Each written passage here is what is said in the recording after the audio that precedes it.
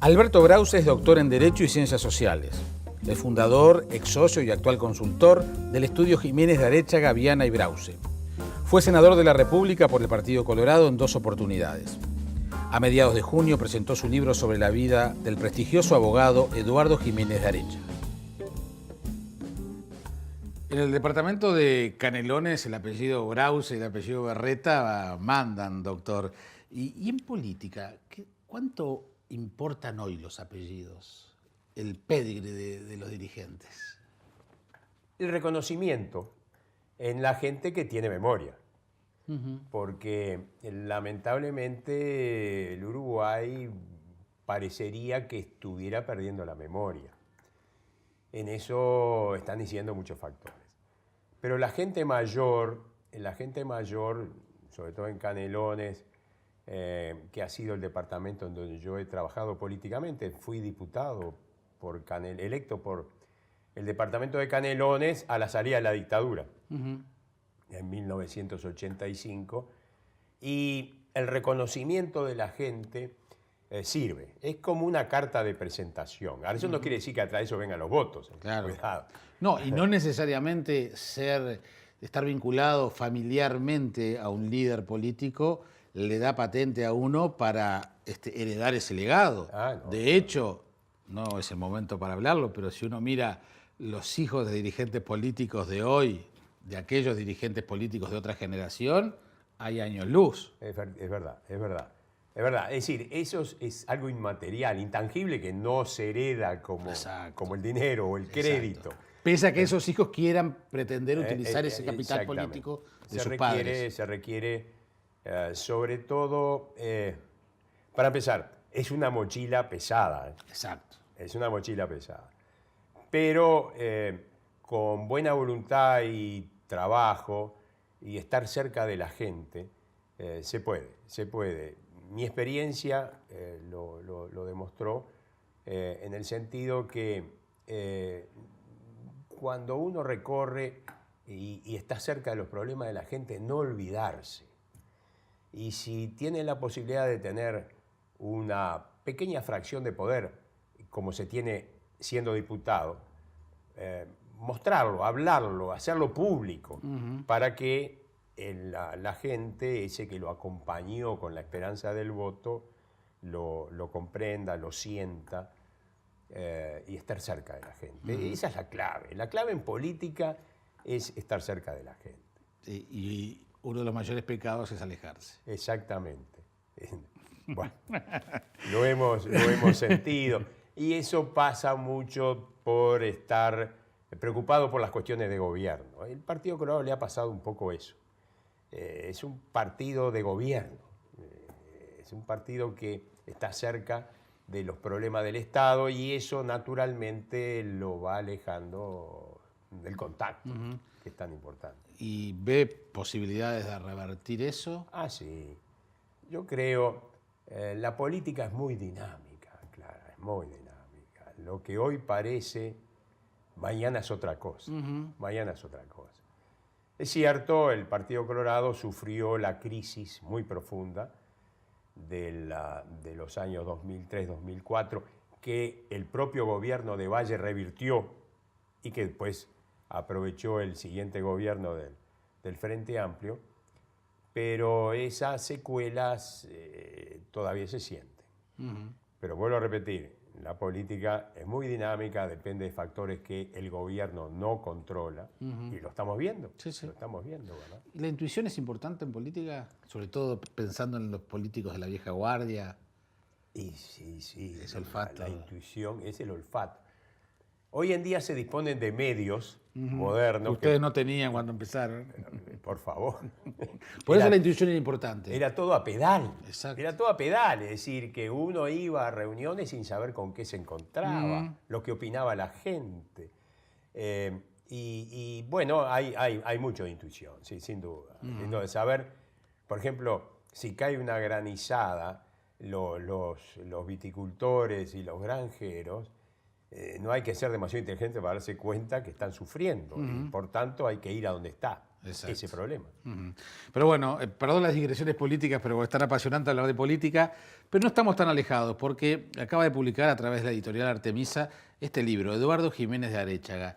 Y cuando uno escucha, por ejemplo, a los abogados o a los legisladores, en la época que podíamos escuchar a través de la radio algunas de las sesiones, las referencias a Jiménez de Aréchaga son unas referencias, es un apellido que es el derecho del Uruguay, es la referencia, palabra santa. Cuando uno termina, no sé, no soy abogado y estoy bastante lejos, pero cuando uno escucha que se cita a Jiménez de Aréchaga es como están citando la Biblia. ¿Hay algo de eso? El protagonista del libro que se acaba de editar, de mi autoría, es Eduardo Jiménez de Aréchaga. Eduardo Jiménez de Aréchaga tuvo una pasión por el derecho internacional público y alcanzó un relieve internacional tal que ningún otro uruguayo, ni antes ni después de su muerte hace 22 años, alcanzó a ocupar las posiciones que él ocupó. Él fue presidente de la Comisión de Juristas de Naciones Unidas, con sede en Ginebra, fue presidente de la Corte Internacional de Justicia, con sede en La Haya, fue relator general de la Conferencia de los Tratados en Viena, distinción que únicamente era reservada para europeos o para norteamericanos. Fue presidente del Tribunal Administrativo del Banco Mundial, fue presidente de tribunales arbitrales para dirimir conflictos entre estados. Yo cuento en ese libro de una anécdota que hubo un conflicto entre Francia y Nueva Zelanda y lo fueron a buscar a Eduardo en ese momento los embajadores de Francia en el Uruguay, de Nueva Zelanda correspondiente en Buenos Aires, lo fueron a buscar a donde él estaba en el medio del campo, en la estancia de la señora, en Rocha. Tuvieron que transitar esos embajadores 300 kilómetros, 60 de los cuales es camino de balastro, para llegar a donde él estaba, en donde no habían celulares. Ahí fueron y lo encontraron, que rodeado de sus libros y sus papeles, y le ofrecieron ser presidente del Tribunal Arbitral para resolver esa diferencia. Yo muestro con este ejemplo el relieve internacional que alcanzó este hombre en el mundo, ¿verdad? Y fue, desde luego, descendiente de un linaje de juristas excepcional. El abuelo de él fue Justino Jiménez de Aréchaga, fue catedrático en la Universidad de la República de Derecho Constitucional. El hijo de ese Justino, que se llamaba Justino Eugenio, también fue catedrático de Derecho Constitucional. Otro hijo de él, que se llamaba Eduardo, padre de este, fue catedrático de Derecho Comercial. Ambos abogados de nota, de prestigio y docentes. Y fueron también políticos, porque actuaron como ministros de gobiernos colorados de entonces. Y por tanto, Eduardo era sin duda heredero de una tradición de abogado y docente y también de político, que es lo que yo subrayo en el libro, porque Eduardo, aparte de alcanzar todas estas distinciones internacionales que señalé, cuando fue llamado a ocupar cargos en gobiernos del Partido Colorado, lo hizo, y en momentos difíciles del país. Pero es interesante esto que usted dice, doctor Brause, porque estaba lo jurídico por encima de lo político, para usar una frase. O sea, nadie cuestionaba políticamente al abogado o a los juristas Jiménez de Aréchaga por su filiación.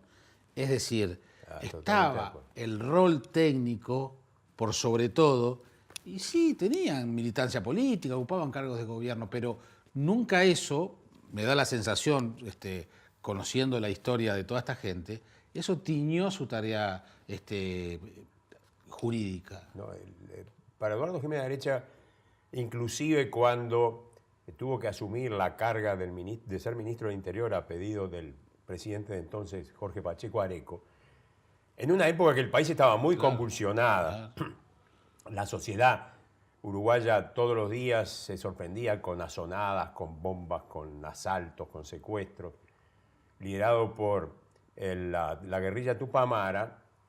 Eduardo, ministro del Interior, no dejó de cumplir en todas sus medidas con el derecho, jamás. En ningún momento adoptó ninguna medida autoritaria o alejada del derecho.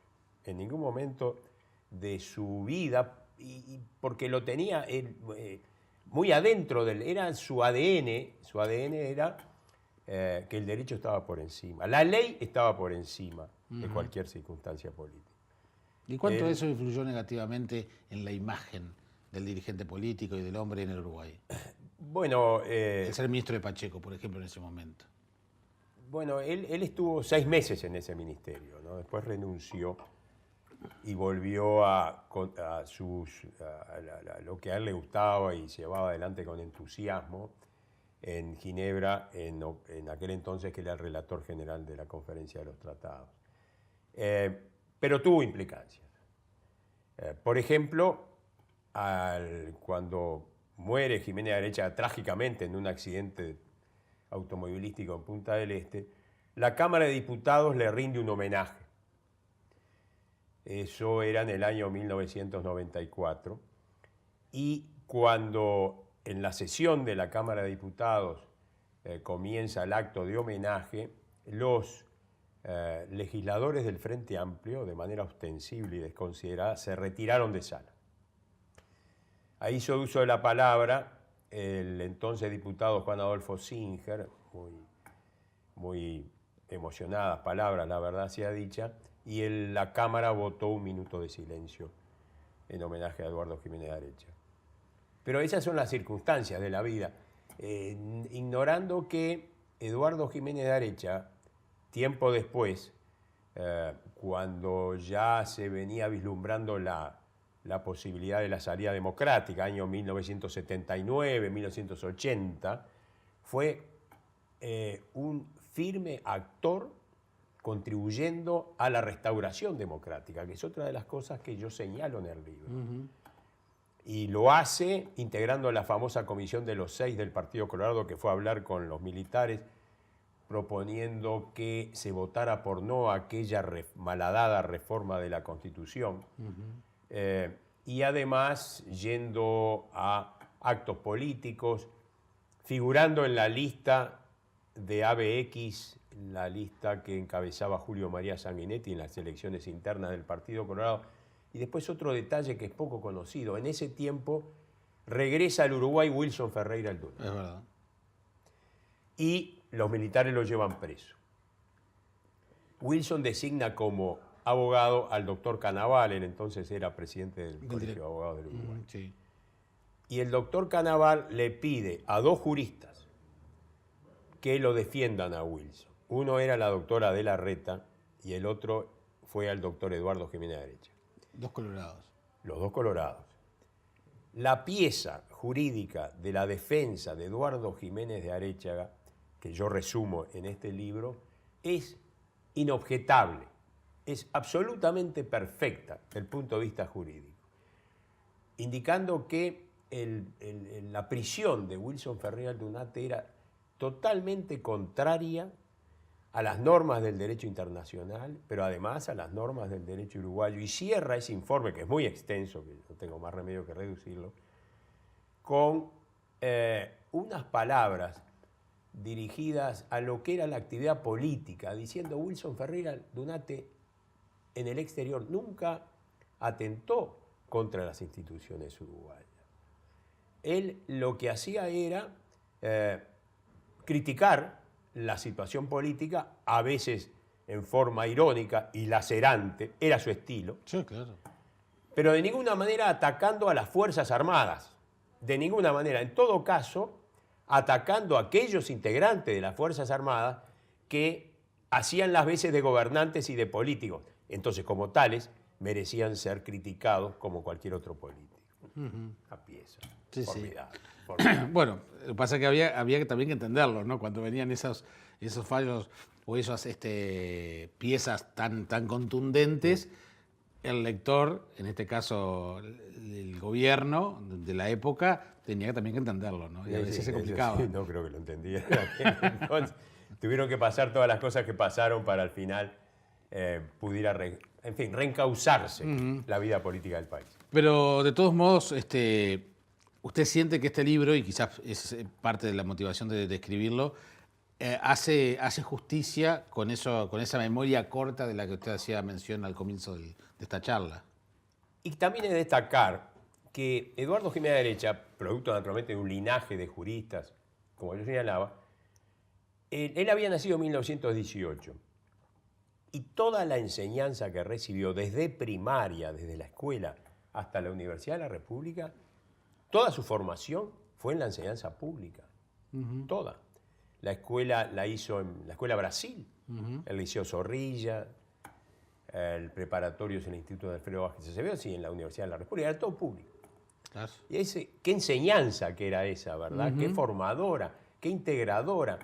A diferencia de la enseñanza hoy en día, que parecería que apunta hacia abajo con el pase social, esta era al revés, esta apuntaba hacia arriba, procurando la excelencia, que el alumno en base a sus talentos y con disciplina de estudios y de trabajo pudiera progresar en la vida.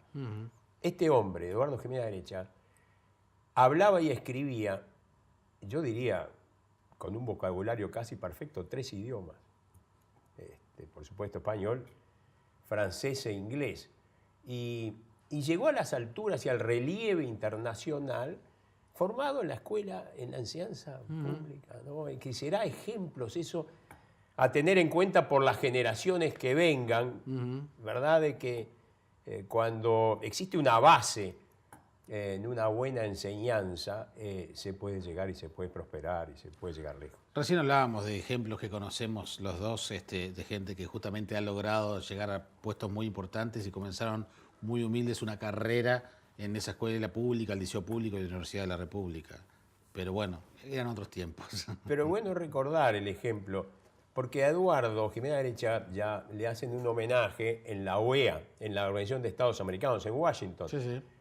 Y allá concurrió, en representación del gobierno uruguayo, quien entonces era el vicepresidente de la República, doctor Hugo Batalla, que habló en la ceremonia con sentidas palabras de homenaje, y también leyó una carta del presidente de la República de entonces, Julio María Sanguinetti, de los antiguos exalumnos del profesor Eduardo Giménez Arecha. Está muy bien. Doctor Brause, en reconocimiento a que nos haya acompañado la gente de Aeropuertos VIP Club, que nos atiende aquí en esta sala VIP, le obsequia para su próximo viaje, que esperamos ya pronto, el que utilice los servicios de la sala VIP de partidas. Va a estar muy cómodo y realmente seguramente va a disfrutar. Así que en reconocimiento a que nos haya acompañado. Entonces esto es para mí. Eso es para usted. Muchísimas gracias. Muchas gracias, Voy a doctor. disfrutar. Que pase muchas gracias. Chao.